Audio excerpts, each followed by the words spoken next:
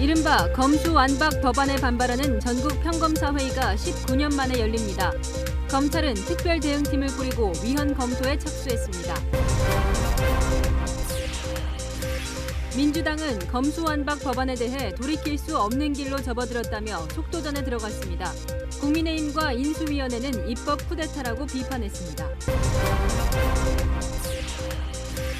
윤석열 당선인 측이 새 관저로 1970년대에 지어진 육군 참모총장 공간 대신 한남동 외교부 장관 공간을 검토하고 있습니다. 단독 보도합니다. 계곡 살인 의혹 사건의 피의자 이은혜와 조현수가 영장실질심사에 나왔습니다. 이은혜는 손으로 얼굴을 가린 채 계획적인 살인을 인정하느냐는 기자들의 질문에 답하지 않았습니다. 집을 담보로 노후에 매달 돈을 받는 주택연금 가입액이 1년 새 10조 넘게 늘었습니다. 최근 집값이 크게 올랐기 때문입니다.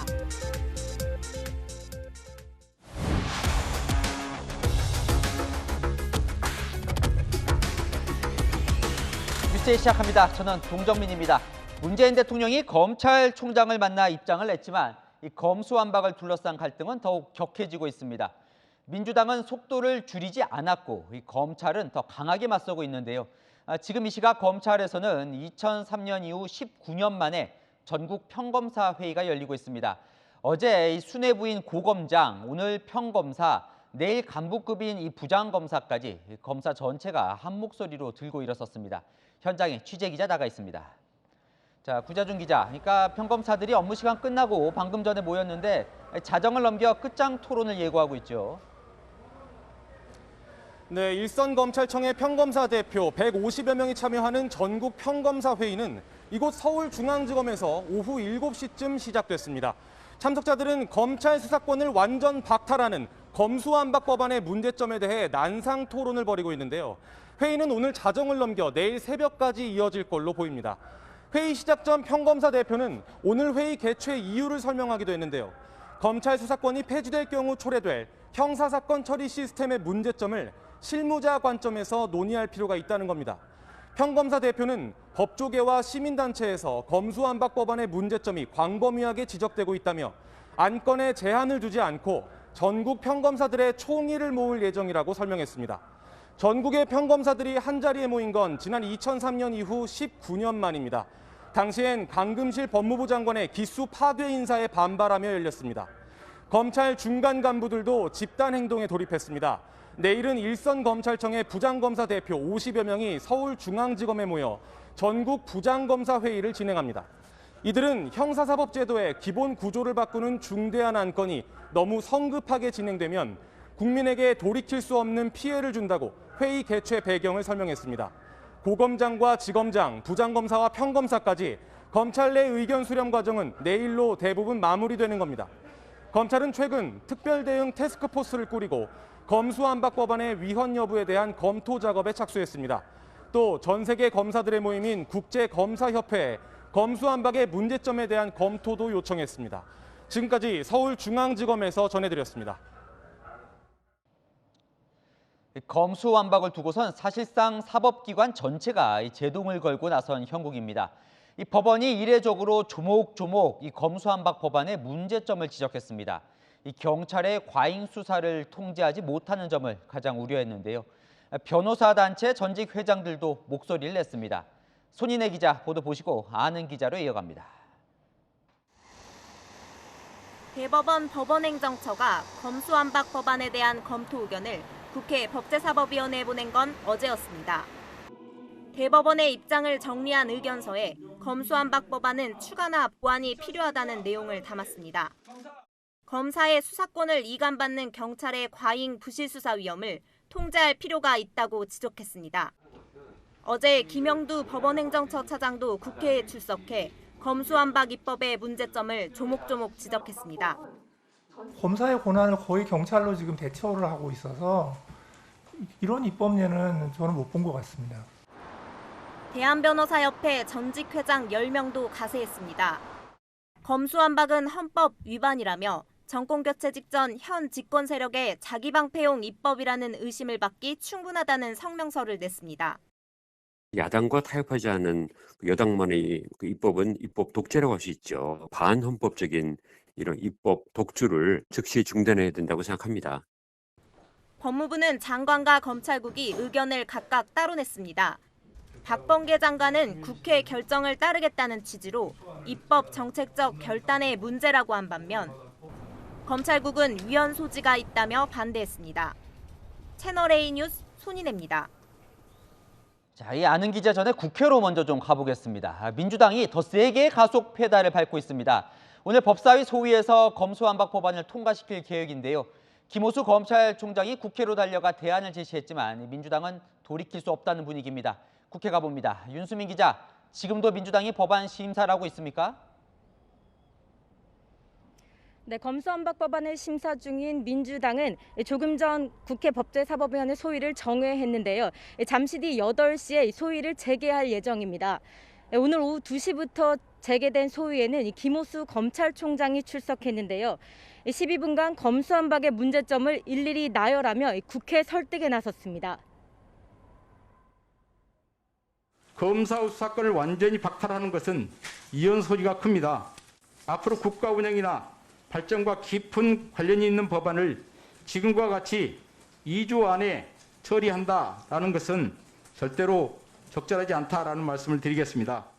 쇼잉을 하는 것을 그냥 그대로 용납해야 하는 것인지, 이건 무슨 뭐 낭송에 듣는 자리도 아니고. 김 총장은 국회가 탄핵소추권을 활용해 검찰 수사를 견제하거나 검찰 정관 예우를 제한하는 등 검찰 통제 방안이 담긴 절충안을 제시한 것으로 알려졌습니다. 여야는 오늘 오전과 오후 2차례나 협상을 벌였지만 입장차를 좁히지 못하고 있습니다. 이제 검찰 기능의 정상화는 돌이킬 수 없는 길로 접어들었습니다. 민주당이 국민 모두가 반대하는 악법을 기어이 통과시키려고 하고 있습니다. 악행을 방관하는 것은 악행을 동조하는 것과 마찬가지입니다. 대통령직 인수위원회는 새 정부 국정 운영을 방해하는 행위라며 강도 높게 비판했습니다. 현 집권 세력의 범죄 수사를 막으려 한다는 지적을 받고 있는 검수완박은 입법권의 사유화이자 입법 쿠데타라는 비판을 면하기 어려울 것입니다. 민주당은 오늘 소위에서 검수완박 법안을 의결하고 내일 전체 회의에 상정한다는 계획입니다. 지금까지 국회에서 채널A 뉴스 윤수민입니다.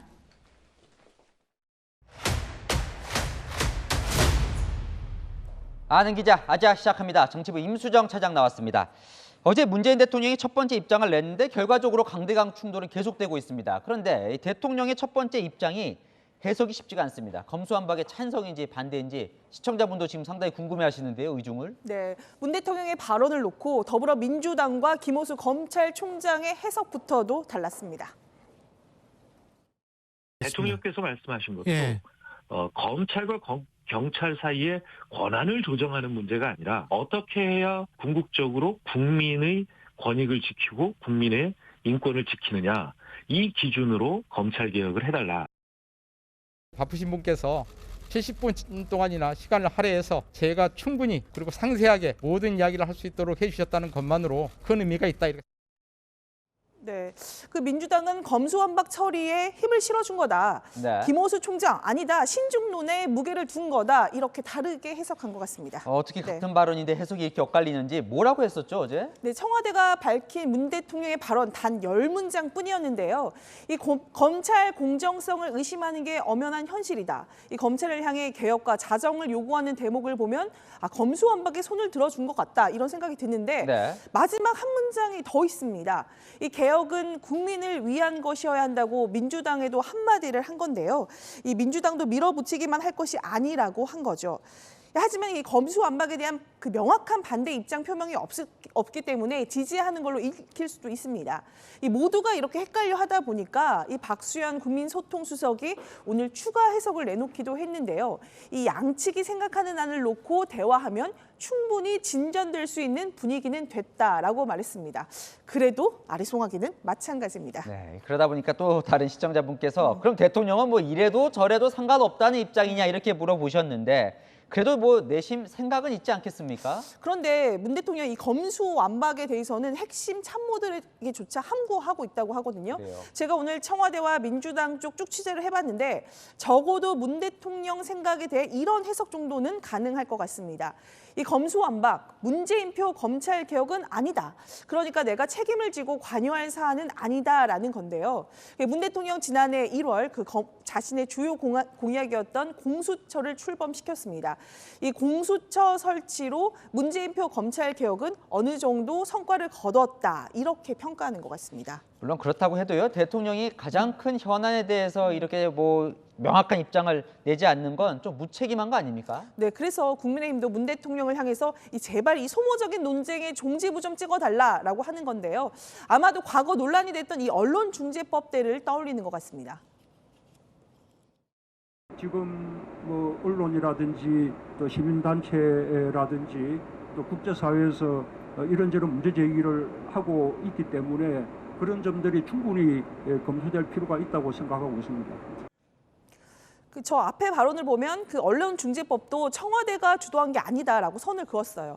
하지만 이 여론이 악화되면서 부정적인 입장을 밝혔고 결국 민주당이 한 발 물러섰거든요. 네. 그런데 이번에는 청와대가 움직임을 보이지 않고 있습니다. 그 한 민주당 중진 의원 이렇게 말했어요. 그 청와대가 검수완박에 대한 어떤 의중이 있다면 직간접적으로 국회에 분명히 전달이 됐을 텐데 이번에는 일절 움직임이 없다고 했습니다. 어제 이제 문 대통령을 만나고 나온 김호수 검찰총장이 마치 무슨 대안을 낼 것처럼 했는데 그건 뭡니까? 네, 김호수 총장 특위를 만들어서 다시 논의를 하자. 검찰의 그 정관 예우 등을 제한하겠다. 이런 대안을 내놨는데요. 네. 이 문 대통령의 발언에 많은 함의가 있다. 이걸 좀 알아달라라고 했습니다. 한마디로 문 대통령의 중재를 강조한 것으로 보이는데 민주당 대통령과 김호수 총장의 면담은 형식적 절차일 뿐이라며 타협의 여지를 두고 있지 않습니다. 자, 이거 하나는 짚고 가죠. 이 여당이 최강욱 의원을 법사위에 배치를 했는데 지금 재판을 받고 있는 피의자거든요. 피의자가 검찰 수사권을 박탈하라고 하는 건 이해 충돌은 아닙니까? 네, 지금 검수완박 강경파인 최강욱 의원, 공직선거법 위반 같은 그 3개 혐의로 형사 재판을 받고 있습니다. 네. 2년 전 그 열린민주당 대표 시절 때도 국회 법사위에 배정됐을 때 이 재판을 받고 있는 피고인 신분으로 검찰과 법무부를 관할하고 있는 법사위에 두는 게 맞냐 이런 비판이 있었는데요. 국민의힘 한 의원, 피고인 신분으로 검수완박을 외치는 건 분풀이밖에 안 된다라고 지적을 했습니다. 네, 임수정 차장 잘 들었습니다.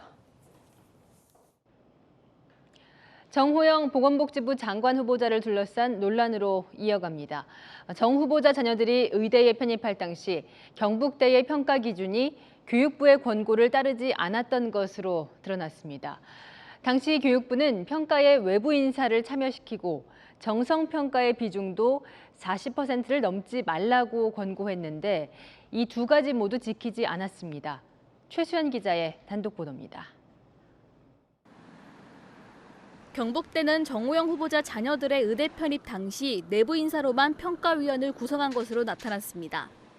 김원희 민주당 의원실에 따르면 정 후보자 딸과 아들이 편입한 지난 2017년과 2018년 경북대 의대 편입 평가에 참여한 총 25명의 심사위원들은 모두 경북대 의대 교수들이었습니다. 당시 교육부는 공정성 확보를 위해 의대 편입에서 외부 인사 참여 등을 권고했으나 따르지 않은 겁니다. 경북대는 또 자기소개서와 면접 등 심사위원들의 주관성이 개입되는 정성평가 부분을 전체 배점의 40% 이내로 제한하라는 교육부 권고도 충족시키지 못한 걸로 알려졌습니다. 민주당은 정 후보자 딸과 아들의 편입시험 과정에 정 후보자와 논문을 함께 쓴 4명의 교수가 평가자로 참여해 최고점을 준 것에 주목하고 있습니다. 또 다른 한 명은 정 후보자와 의대 동창회 활동을 같이 한 인연이 있습니다. 정 후보자는 특혜 가능성을 일축하고 있습니다. 50분 정도 되는 교수님들이 그 시작할 때 추첨으로 배정해서 특정 학생과 특정 교수님이 만나게 될 확률은 굉장히 거의 천문학적인 통계에 가까울 겁니다. 편입시험 당시 정 후보자 자녀들은 얼굴과 이름, 수험번호를 모두 노출한 상태로 시험을 치렀습니다. 경북대 측은 2018 학년도까지는 실명을 드러내고 입시 면접을 했다면서 2019 학년도부터는 관리번호를 쓰는 방식으로 바뀌었다고 설명했습니다. TLA 뉴스 최수연입니다. 네, 새 정권이 들어서면 청와대는 정확히 언제 개방되는지 궁금하실 겁니다.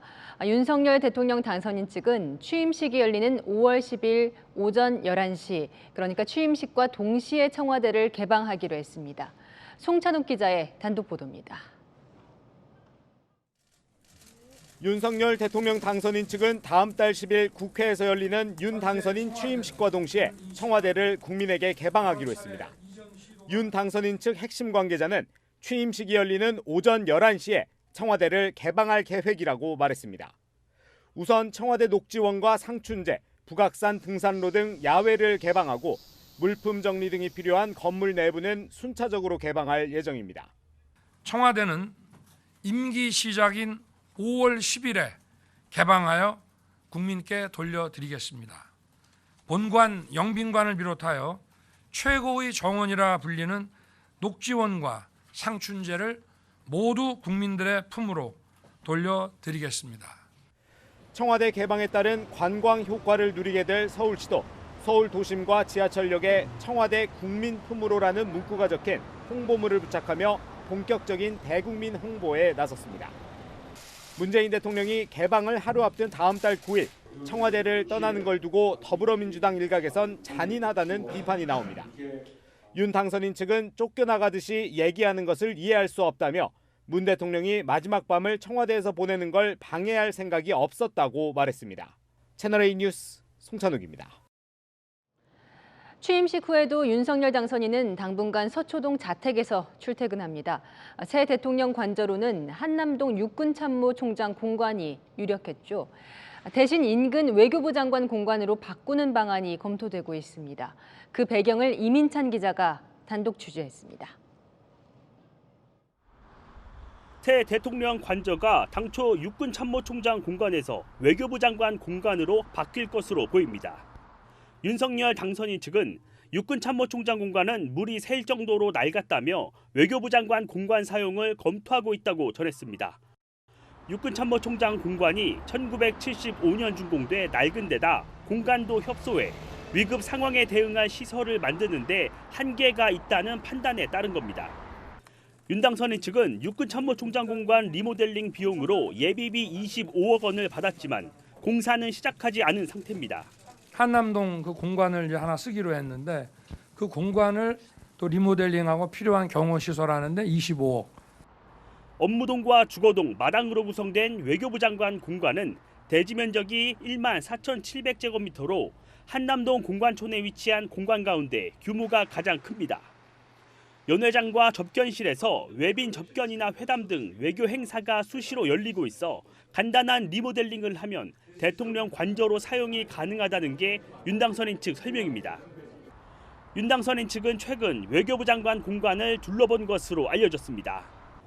윤 당선인은 5월 10일 취임 첫날 용산 국방부청사 5층에 마련된 임시 대통령 집무실에서 임기를 시작할 계획입니다. 하지만 새 관저는 취임 이후 최종 확정할 방침입니다. 윤 당선인은 관저 리모델링 기간 서초동 자택에서 출퇴근할 것으로 보입니다. 채널A 뉴스 이민찬입니다. 선관위는 감사원이 지난 대선 당시 부실한 사전투표 관리 감사에 착수하겠다고 하자 이렇게 반발을 했었죠. 독립기관이어서 감찰 대상이 아니라고요. 그런데 저희가 취재를 해보니 노무현 정부 이후에 11차례나 이 감사원 감찰을 이미 받았던 것으로 확인됐습니다. 이 감사원은 지방선거 이후 이 선관위 감찰에 나설 것으로 알려졌습니다. 전혜정 기자의 단독 보도입니다. 지난 대선 당시 사전투표 부실관리 사태로 소쿠리 대선이라는 오명을 쓴 중앙선거관리위원회. 감사원이 선거관리 부실에 대한 감사를 실시하겠다며 인수위원회에 보고하자 선관위는 독립적인 헌법기관이기 때문에 감사원의 직무감찰 대상이 아니라고 주장해 논란이 됐습니다. 선거 관리를 위해 존재하는 기관이 소쿠리 투표의 흑역사까지 써놓은 터에 무슨 낯으로 감사를 거부하겠다는 것입니까? 명분이 없을 뿐더러 국민적 동의를 받기도 어렵습니다. 하지만 채널A가 감사원에 정보 공개를 청구한 결과 2003년 노무현 정부 출범 이후 현재까지 감사원은 중앙선관위를 대상으로 모두 77건의 감사 결과를 통보했고 이 중 직무 감찰 관련 감사 결과는 11건이었던 것으로 확인됐습니다. 선관위 해명과 달리 지금까지 직무 감찰이 계속 이루어졌던 겁니다. 감사원은 인수위에 보고한 대로 6월 지방선거 이후 감사를 진행할 것으로 전해졌습니다. 선관위는 향후 감사가 실시되면 전례에 따라 감사 업무를 받아들일 예정이라면서도 직무감찰이 헌법에 위반될 소지가 있다는 입장은 변함이 없다고 해명했습니다. 노정희 중앙선거관리위원장은 책임을 통감한다며 어제 저녁 사의를 표명했습니다. 채널A 뉴스 전혜정입니다.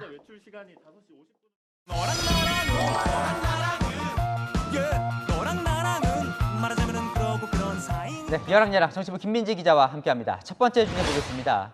김용민 민주당 의원의 이 발언이 종일 화제였습니다. 네, 국회가 우습냐라는 발언인데요. 어젯밤 법사위에서 법원을 대표해서 나온 법원 행정처가 검수완박 법안에 반대하자 발끈했습니다. 차장님, 다 돼가지고. 차장님, 제 잠깐만요. 다 많이 안 끝났습니다. 차장님, 지금 뭐 하시는 겁니까? 제가 지금 질의를 하고 있잖아요. 국회에서 논의하는 게 차장님 보시길 때는 무모하고 우스워 보이는 건 아니시죠? 아닙니다. 국회에서 면밀히 살펴 개정 여부를 결정할 내용이라고 사료된다. 이렇게 오늘 의견 회신으로 법원행정처에서 이래라 저래라 의견을 제시를 하는 게 타당하다고 생각하십니까? 그것은 부적절한 의견이라고 생각되고 앞으로 그런 의견은 주지 않으시는 게 맞습니다. 결과적으로 법원은 공식적으로 검수완박에 사실상 반대 의견을 냈어요. 네. 자, 내용도 내용이지만 이 질문 태도가 너무 고압적인 거 아닙니까? 네, 반대 의견을 듣고 토론을 하기보다는 호통과 질타가 주로 이어졌습니다. 부르지도 않았는데 와가지고 집단의 이익을 수호하기 위해서 일종의 특권의식에 사로잡혀서 또 반칙을 행하려고 하는 것인지 내가 전문가로서 당신들의 의견을 판단하고 심판한다는 식의 태도는 어떤 기관을 막론하고 보이지 않으셨으면 좋겠습니다. 최근 민주당에 붙는 강행, 폭주, 밀어붙이기 등의 수식어는 이런 태도에서 나오는 게 아닌가 싶습니다.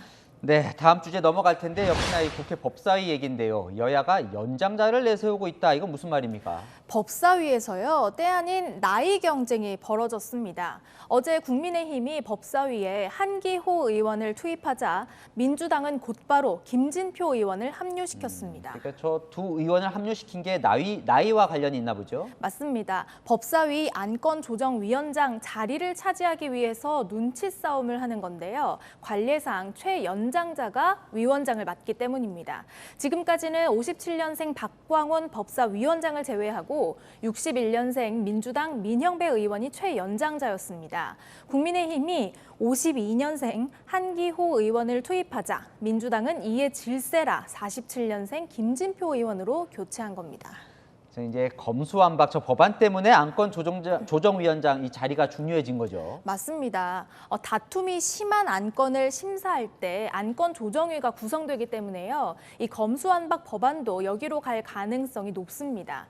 안건 조정위 활동 기간이 최대 90일이거든요. 위원장 재량에 따라서 이 법안 처리를 최대한 늦춰보려 했던 국민의힘의 시도는 무산되고 말았는데요. 여야의 수싸움이 이렇게 치열합니다. 네, 마지막 주제로 넘어가겠습니다. 윤석열 당선인이 용산 집무실에요. 일자리 상황판은 안 들고 간다고요? 맞습니다. 윤 당선인 측은요. 일자리 상황판을 새 집무실로 가져갈 계획은 없다라고 밝혔습니다. 일자리 상황판은 문재인 대통령의 야심작이었죠. 일자리 문제만큼 확실히 해결하는 일자리 대통령이 되겠다라고 약속을 드렸고 여기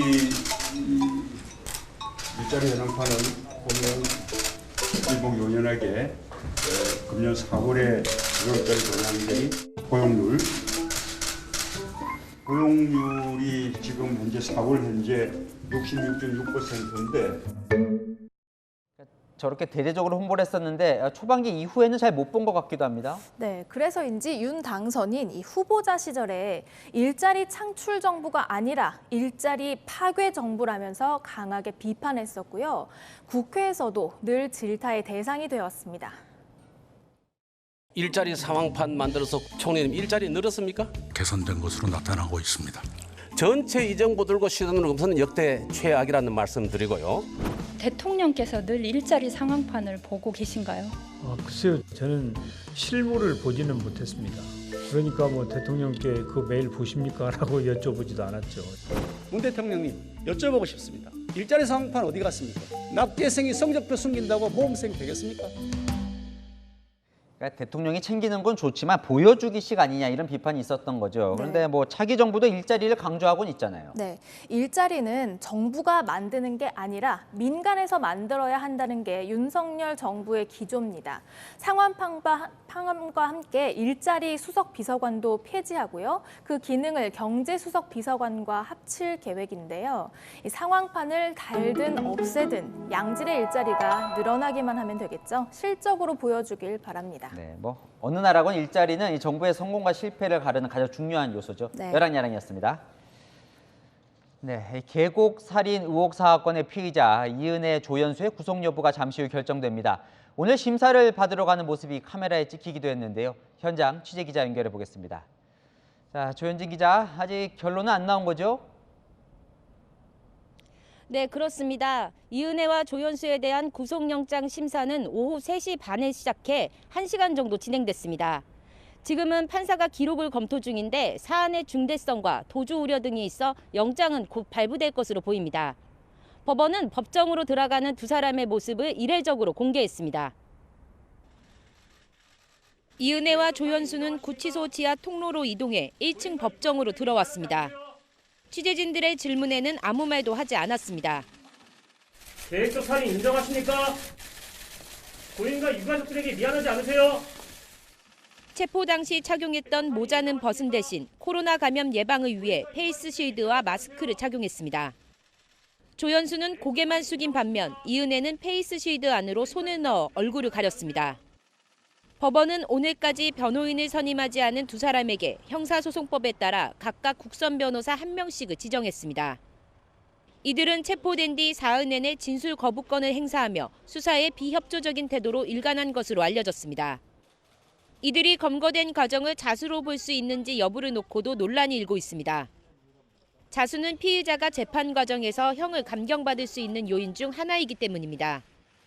이은혜가 체포 직전 아버지에게 자수하겠다는 메시지를 보냈지만 당시 검경이 이들의 은신처로 수사망을 좁히던 상황이었습니다. 구속영장이 발부되면 이들은 최장 20일 동안 검찰의 집중조사를 받게 됩니다. 검찰은 조력자가 있는지에 대해서도 조사를 벌일 계획입니다.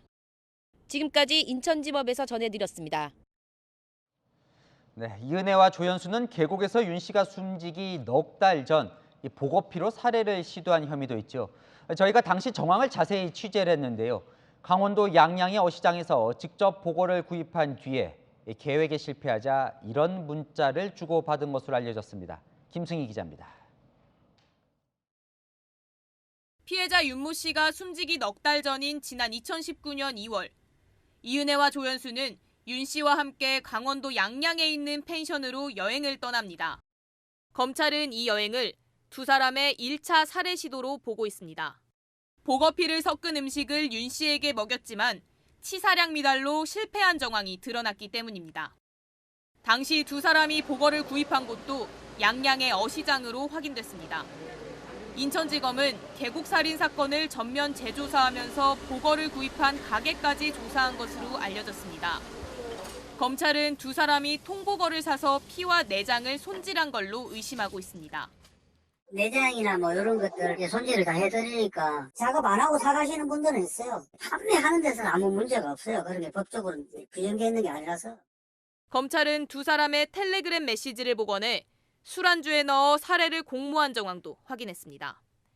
안주에 보거피를 넣었다, 너무 조금 넣었나 등의 메시지가 드러난 겁니다. 이은혜와 조연수는 지난해 12월 13일 검찰 조사에서 살해 시도가 있었다고 시인했습니다. 그리고는 다음 날 검찰 조사에 응하지 않고 도주해버렸습니다. 검찰은 이은혜와 조연수의 구속 여부가 결정나는 대로 보거피를 이용한 1차 살해 시도의 전반을 다시 추궁할 예정입니다. 채널A 뉴스 김승희입니다. 어제는 영업시간 제한이 완전히 사라진 첫날 밤이었죠. 서울 번화가에는 늦은 시간까지 시민들이 몰렸고 심야 택시 대란도 엄청났습니다. 서상희 기자입니다. 자정이 가까운 시간, 화려한 네온 사인이 번쩍이고 쿵쾅거리는 음악 소리가 거리를 메웁니다. 헌팅 포차 앞에 줄이 늘어섰고 술집에는 손님들이 가득 찼습니다. 12시면은 저희 나이 때는 막 놀 시간인데 12시에 딱 닫아버리니까 너무 아쉬워가지고 이제 뭐 풀리니까 좋아요. 자정을 넘긴 시각, 주점은 이전과 달리 불을 켜고 영업 중입니다. 사장은 영업시간 제한 해제가 반갑지만 걱정도 사라지지 않습니다. 어느 시점에 또 이게 원점으로 돌아가지는 않을까 그 걱정도 있어요, 솔직하게. 강남에서 노원구로 가는 심야버스는 시민들로 가득 찼습니다. 지하철 막차가 끊겨가지고 심야버스가 있다길래 버스 타러 왔습니다. 새벽 1시, 귀갓길 시민들이 한꺼번에 쏟아져 나와 택시 잡기 전쟁이 벌어집니다. 지금 밖에 나와가지고 택시 잡으려면 헬이에요, 헬. 1시간 반째 기다리고 있어요. 택시 앱을 누르고 또 눌러도 잡히는 택시가 없습니다. 1시간 이상 안 잡히니까 걸어가다가 집까지 걸어가는 경우도 있고. 코로나19 이전에 비해 택시기사가 30% 감소했습니다. 기사들이 배달로도 많이 가고 오는 사람도 있고 항상 일을 많이 놓다 보니까는 일단 차도 부족하고. 서울의 경우 어제 자정부터 2시 사이 택시 이용 승객이 밤 9시 영업시간 제한 때보다 2배가량 폭증했습니다. 서울시는 내일부터 오후 9시에서 새벽 4시까지 개인 택시 부재를 해제한다고 밝혔습니다. 채널A 뉴스 서상입니다. 운전을 하다 휴대전화를 보는 위험한 버스 운전기사들은 종종 목격되죠. 그런데 운전대에서 손을 떼고 종이 접기를 하는 황당한 운전기사가 영상에 포착됐습니다. 백승현 기자가 보도합니다. 서울 관악구 도로를 달리는 시내버스 안. 버스기사가 팔꿈치를 핸들에 대고 손으로는 작은 종이를 접고 있습니다. 종이를 이리저리 돌려보며 잘 접혔는지 살펴봅니다. 가끔씩 팔꿈치로 핸들을 밀기도 합니다. 운전석 밖으로 차량들이 제법 빠른 속도로 지나치는데 여전히 손은 핸들에서 떨어져 있습니다. 이 영상이 촬영된 건 지난 12일 오후 8시쯤. 승객은 불안에 떨었습니다. 차가 움직이는 동안에 계속 종이접기를 하고 계셨으니까 시선이 자꾸 종이 쪽으로 가시는 모습을 제가 굉장히 불안했습니다. 해당 도로는 급경사가 있는 고갯길인데다 잠시 뒤 스쿨존으로 진입하는 구간이었습니다. 정류장 지나면 어린이 보호구역인데 어떤 일이 생길지 모르는데 주행 중에 종이접기를 하시는 게. 버스기사는 잠을 깨려고 종이를 접었다고 말한 걸로 전해졌습니다. 아침에 이제 어린이를 혼자 잠을 받았나 봐요. 자기가 깨면서 잠을 깼습니다라고 얘기해요.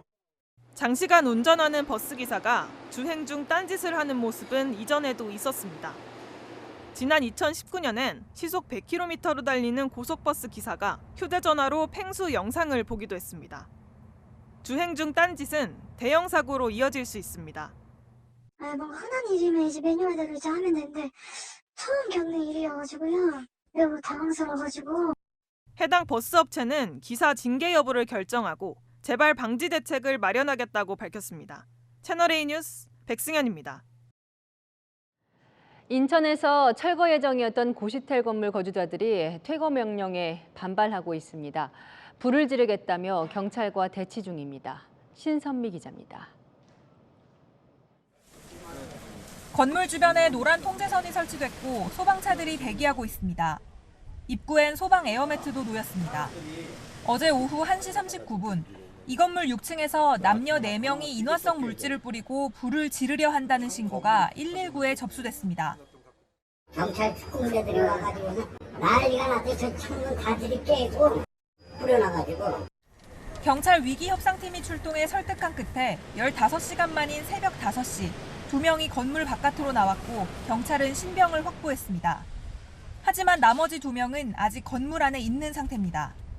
이들은 건물 4층에서 6층 고시텔 거주자들로 재개발로 철거 예정인 건물에서 퇴거하라는 요청에 반발한 것으로 알려졌습니다. 수도와 전기가 끊긴 뒤에도 건물에 계속 남아 있었던 것으로 알려졌습니다. 거주자들은 이주비 등을 요구하며 하루 넘게 경찰과 대치하고 있습니다. 무섭고 빨리 해결되길 바라죠. 지금 사람들도 다닐 수가 없잖아요. 길을 막고 있으니까. 지금 동네 분들도 다들 불안해하고 좀. 경찰은 위기협상팀을 투입해 나머지 2명을 계속해서 설득하고 있습니다. 소방당국도 만약의 사태를 대비해 소방대원 32명과 차량 13대를 배치했습니다. 채널A 뉴스 신선미입니다. 네, 다시 검수완박 법안과 관련된 소식입니다. 이번엔 경찰과 검찰 구성원들의 이야기를 들어봤는데요. 먼저 법안이 통과되면 검찰의 모든 수사권을 넘겨받게 되는 이 경찰은 어떤 생각을 갖고 있을까요? 겉으로는 환영하지만 내부적으로는 갑론을박이 벌어지고 있습니다. 전민영 기자가 들어봤습니다. 경찰의 노조격인 전국경찰직장협의회는 그제 검수완박에 찬성한다는 성명을 발표했습니다. 검찰의 수사권과 기소권, 영장 청구권이 일체화되면서 국민의 권리를 침해했다며 수사와 기소를 분리하는 검수완박 법안을 지지한다고 밝혔습니다. 표적 수사, 검사들이 제 식구 감싸기 사건이라든가 이런 부분들이 오랫동안 보아왔잖아요. 경찰도 사실 전문 분야 수사 인력이 많이 들어와 있어요. 하지만 경찰의 속내는 복잡합니다. 이참에 검수완박을 통해 경찰 수사 역량을 높이자는 의견과 함께 경찰의 현실을 모르고 하는 말이라는 비판도 나옵니다. 직장인 익명 커뮤니티 경찰청 게시판에는 누구보다 검수완박을 반대하는 건 경찰이라는 글이 올라왔습니다. 검경 수사권 조정 이후 업무 과중으로 수사부서 기피 현상이 심각하다.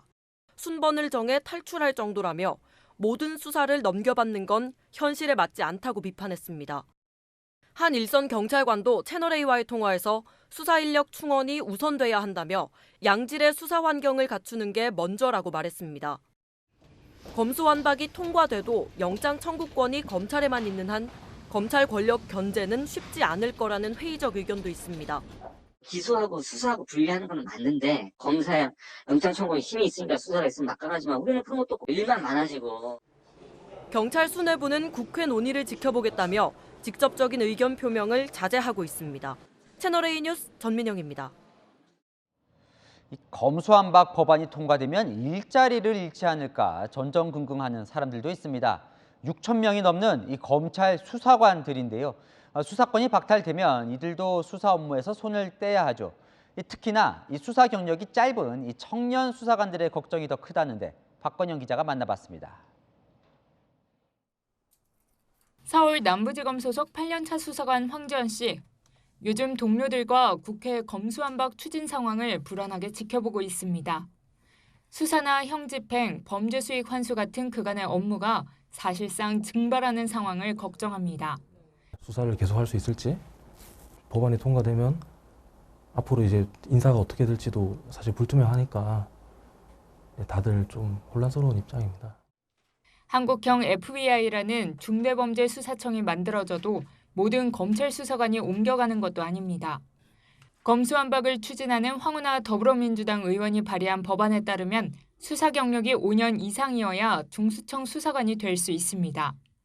인천지검 소속 2년차 청년 수사관에겐 일자리가 걱정입니다. 중수청이든 공수처든 다른 경찰에서 경력직으로 채용을 받든 더군다나 저희처럼 경력이 없는 신규 직원들은 더욱더 힘들겠죠. 아예 자격 조건이 안 되기 때문에. 일선 수사 현장을 떠나 행정 관리를 하는 수사관들도 위기감을 호소합니다. 계속 여기 남을 수 있다는 보장도 없고 행정 업무이기 때문에 특수청에 갈 수 있다는 보장도 없거든요. 지위에 굉장히 불안을 느끼고 있고요. 전국 검찰 소속 수사관은 6,200여 명. 그간 쌓아온 전문 수사 역량이 한꺼번에 사장될 거란 우려도 큽니다. 대검은 수사관들의 총괄 책임자인 전국 검찰청 사무국장들을 소집해 검수완박에 대한 대응 방안을 논의할 예정입니다. 채널A 뉴스 박건영입니다. 오늘 국회에서는 이창용 한국은행 총재 후보자에 대한 인사청문회가 열렸습니다. 이 후보자는 물가를 잡겠다며 추가 기준금리 인상을 시사했죠. 그런데 막상 장바구니 물가를 묻는 질문에는 애를 먹었습니다. 김유빈 기자입니다. 물가 상승이 앞으로 1, 2년 계속될 거로 보고 있습니다. 이창용 한국은행 총재 후보자는 최근 4%대로 치솟은 물가 상승세가 이어질 것이라며 추가 금리 인상을 시사했습니다. 좀 인기는 없더라도 시그널을 줘서 물가가 더 크게 올라가지 않는데 전념을 하도록 하겠습니다. 하지만 이 후보자가 실물 경제와 서민 고충을 체감하지 못하고 이론만으로 접근한다는 질책도 나왔습니다. 혹시 요즘 무, 배추, 양파 가격 아세요? 지금 개별 가격 모릅니다. 후보자님은 가슴이 없고 머리로 답변하십니다. 총 학비가 우리나라 돈으로 한화로 한 20억 6천만 원. 중산층 서민들 이런 것을 가슴으로 느껴가면서 한국은행을 잘 컨트롤하실 수 있을지 걱정이 됩니다. 대학 학비가 요새 1인당 한 7만 불, 8만 불 합니다. 그래서 정말 너무 비쌉니다. 제가 가슴 깊게 새기고서 정책을 하도록 하고요. 이 후보자는 윤석열 정부가 추진하는 대출 규제 완화 정책에 대해서도 입을 열었습니다. 생애 첫 주택 구매자에 대해 주택담보 인정 비율인 LTV 규제를 완화하는 것은 바람직하지만 다른 규제 완화 정책들은 속도 조절이 필요하다는 겁니다. 나머지 대출 규제 정책은 지금 말씀하신 대로 부동산과 관련돼 있기 때문에 점진적으로 추진하는 것이 원칙적으로는 바람직하다고 생각하고 있습니다. 국회 기획재정위원회는 오늘 이 후보자에 대한 인사청문 경과 보고서를 채택했습니다. 채널A 뉴스 김유빈입니다. 주택연금은 집을 담보로 노후에 일정액씩 받는 연금입니다. 연금 수령액이 가입대 시세로 정해지는데요. 지금이 집값 고점이라고 판단하는 사람이 많은지 1년 사이에 가입액이 10조 넘게 늘었습니다. 박지혜 기자입니다. 인천에 아파트 한 채를 갖고 있는 53살 남궁 윤호 씨. 집값이 3년 동안 2억 가까이 오른 뒤 잠시 숨고르기에 들어가자 노후 대비를 위한 주택연금 가입을 고민 중입니다. 노후 대비해서 요즘 시대에 연금 가지고는 좀 못할 것 같아서 자녀도 조금 크고 저도 나이도 있고 나중에 이제 목돈이 되니까 그래서 좀 생각을 많이 하고 있습니다. 최근 주택연금 가입액은 85조 2,099억 원으로 1년 전보다 10조 원 넘게 늘었습니다. 증가세도 가파릅니다. 올 2월 기준 신규 가입액은 코로나19 직전보다 50% 가까이 급증했습니다. 2, 3년 전 집값이 천정부지 치솟을 땐 주택연금은 족쇄이자 손해라며 해지하는 경우가 많았는데 그새 상황이 180도 바뀐 겁니다. 주택연금은 가입대 시세로 수령액이 결정되는데 지금을 집값 정점으로 본 겁니다. 주택 가격이 많이 하락하더라도 주택연금은 가입 시점에 결정되기 때문에 돌아가실 때까지 평생 동안 지급이 됩니다. 최근에 주택 가격이 많이 오르시다 보니까 어르신들이 가입이 좀 는 것 같습니다. 만약 만 55살 남성이 시세 12억짜리 집을 담보로 주택연금에 가입하면 65세부터 매달 193만 4천 원을 죽을 때까지 꼬박꼬박 받게 됩니다. 부부 사망 후 집을 청산한 뒤 지금까지 지급한 금액과 이자 빼고도 남는 금액이 있다면 상속인이 돌려받을 수도 있습니다. 기대 수명은 늘고 소득은 마땅치 않은 상황에서 집 한 채를 노후 안전판으로 쓰려는 사람이 늘고 있습니다. 채널A 뉴스 박재입니다. 우크라이나 전쟁의 판세를 결정할 동부 지역 전투가 시작됐습니다. 러시아는 동부 지역을 손에 넣기 위해 대규모 지상전을 감행했고 우크라이나군은 결사항전을 다짐하고 있습니다. 염정원 기자입니다. Констатувати, що російські війська розпочали битву за Донбас, до якої давно готувались. Дуже значна частина всієї російської армії зараз сконцентрована для цього. 우크라이나 동부 돈바스에서 지상전이 시작됐습니다. 러시아가 수도 키이우 일대에 대한 1단계 군사작전을 끝내고 이 지역에 전력을 집중하겠다고 선언한 지 24일 만입니다. 장장 480km로 확대된 전선에는 긴장감이 최고조에 달했습니다. Як я в 16-му році теж сказав, то сунуть на нашу землю, хай сунуть, вони тут повинні остатися. Землі у нас кожному хватить. На метр, на полтора, на два, тобто без питань, хай пхнуть, добігаються. 러시아군의 공격으로 폭발음과 연기가 끊이지 않는 마리우폴 제철소. 이곳에 결집한 우크라이나군 2,500명은 마지막 항전을 준비 중입니다. 시가전은 이미 치열하게 진행 중입니다. 매복으로 침투한 우크라이나군은 러시아군이 탄 차량을 파괴했고 담을 사이에 두고 러시아군을 향해 수류탄으로 반격했습니다. Донецької та Луганської областей захисниками України за минулу добу відбито 7 атак ворога. 과거 러시아를 위해 중동 등 분쟁 지역에 개입해 고문, 학살 등으로 규탄받았던 와그너 그룹의 용병 1,000명 정도가 돈바스 지역에 투입됐습니다. 돈바스 관문 도시인 이지움에서는 수도 인근 부차에서 자행된 민간인 집단 학살이 반복될 수 있다는 우려도 이어지고 있습니다. 채널A 뉴스 염정원입니다. 총알이 빗발치는 전투에서 휴대전화 덕분에 생명을 구한 우크라이나 군인이 화제입니다. 중국의 호텔 수영장에선 갑자기 천장이 무너져 3명이 숨졌습니다. 공태현 기자입니다. 전투가 한창인 참호 속에서 촬영된 것으로 추정되는 화면입니다. 포격 소리가 빗발치고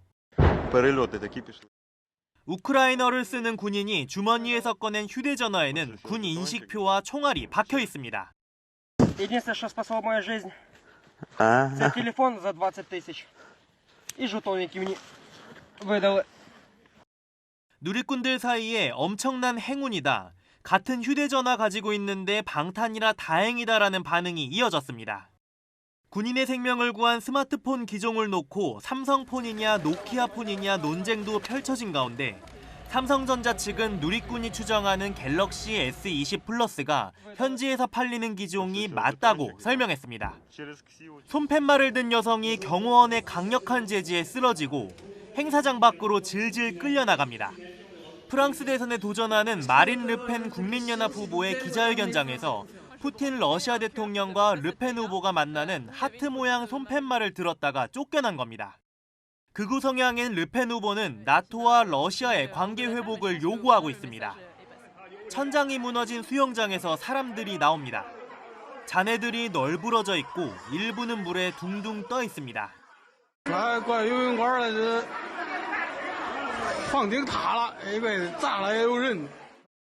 중국 정저우의 호텔 수영장이 일부 붕괴돼 3명이 숨지고 9명이 다치는 사고가 발생했습니다.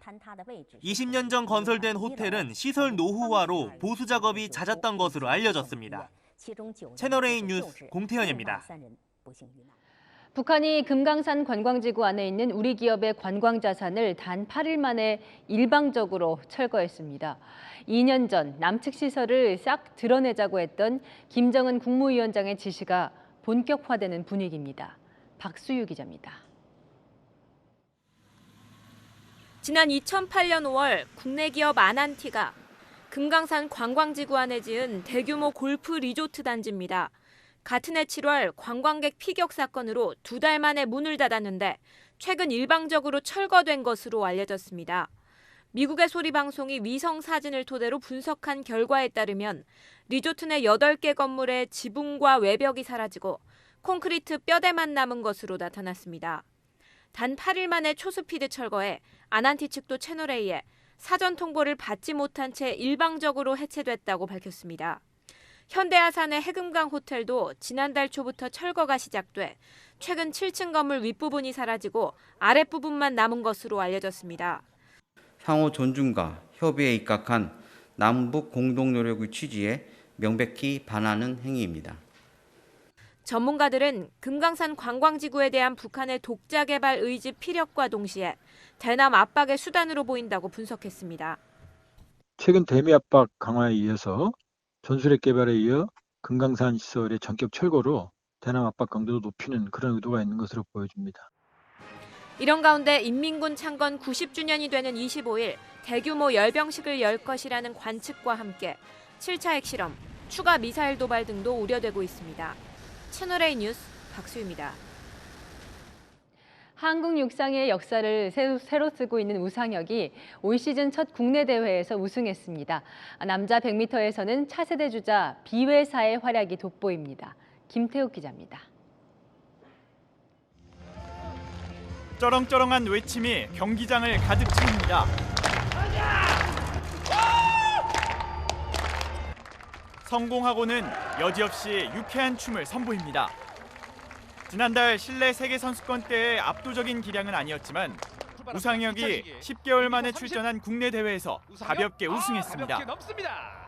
2m 30을 여유 있게 넘으며 항저우 아시안게임 출전도 사실상 확정지었습니다. 평균 기록이 엄청 중요하기 때문에 30을 뛰었기 때문에 또 아웃도어에서 첫 경기고 계속 올라가지 않을까. 우상혁은 지난 2월 2m 36으로 한국 신기록을 세웠고 3월에는 세계 실내 선수권 대회에서 우승을 차지했습니다. 올 시즌 몸무게 68kg을 유지하며 최상의 컨디션을 보이고 있습니다. 우상혁의 다음 목표는 7월 세계 선수권입니다. 세계 실내 선수권 우승했으니 세계 실외 선수권 메이저 대회를 다시 한번 우승하고 싶은 마음이 큽니다. 남자 100m에서는 단거리 간판 김구경과 차세대 비회사가 각각 1, 2위를 차지했습니다. 특히 비회사는 자신의 최고 기록을 0.01초 앞당겼습니다. 콩고 이주 가정에서 태어난 비회사는 태극마크를 달고 생애 첫 아시안게임 출전을 바라보고 있습니다. 채널A 뉴스 김태욱입니다. 오늘 경기도 이천의 한 육모장에서 농부들이 변모를 세심히 살피는 모습입니다. 때마침 내일이 모든 곡물이 잠에서 깨어난다는 절기상 고구인데요. 이맘때 논밭두렁을 태우거나 부산물을 소각하는 일이 잦아서 산불이 빈번히 발생합니다.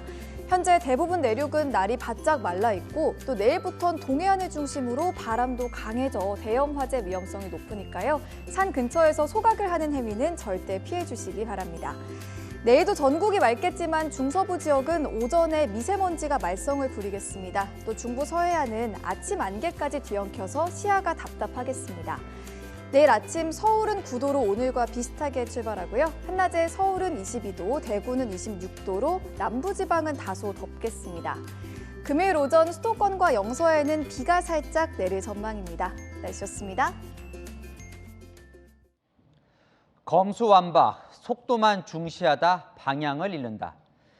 정호영 후보자는 국민 눈높이에 맞지 않는다. 여야 청년 지도부들이 내부를 향해 날린 돌직구 직언입니다. 여느 미사여구보다 이들의 돌직구가 통하면 그게 정치개혁 아닐까 싶은데요. 너희가 정치를 알아, 이런 꼰대 정치 말고요. 마침표 찍겠습니다. 묵직한 청년 돌직구, 뉴스에이 마칩니다. 감사합니다.